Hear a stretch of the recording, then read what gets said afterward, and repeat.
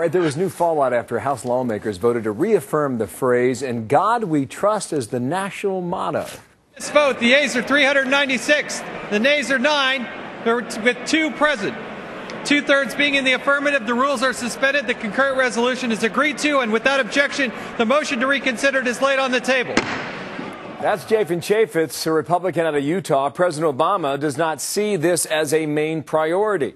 He says the focus should be on the economy. Here's how he reacted. I trust in God, but God wants to see us help ourselves by putting people back to work. Georgia Congressman Tom Price is chairman of the House Republican Policy Committee. He's also a member of the Prayer Caucus, which I think if there's any caucus to be on the Hill, I guess it would be the Prayer Caucus. That would bring you the best. Sir, good morning to you. Why was this a priority? Bill. Well, we need a lot of prayer right now. There's no doubt about it. I tell you, one would think that the president can only do one thing at a time, and it may be all he can do is campaign. The fact of the matter is that the Congress can do a lot of things, and in fact we have. This was a priority because the president himself had stated incorrectly that the motto of the country was E pluribus unum. In fact, the motto of the country, as you well know and your listeners know, is "In God We Trust." So we thought we'd remind him. The fact of the matter is we've been doing a lot of bills, though, to create jobs. In fact, our jobs program is piling up like cordwood in the Senate. So the best call he could make would be to Harry Reid and say, get to work, pass some of those House bills. Well, Jerry Nadler's a Democrat from New York. He says, why are my Republican friends returning to an irrelevant agenda? And now, he continued, he said, the national motto is not in danger. No one's suggesting we get rid of it. What's up with that? Well, again, you saw the whole clip, and that was about the length of time that it took.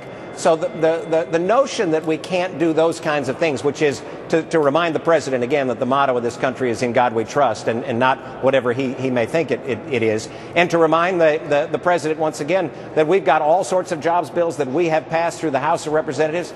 They're sitting over in the Senate. He ought to call Harry, Senator Reid, and say, get to work, pass some of those bills, and then we might be able to move forward. I got you. The president continues across the country. I apologize for the interruption. It appears that these are where the battle lines will be drawn now for the next 13, 14 months. But back to the issue at hand. Are you suggesting there's a crisis of identity?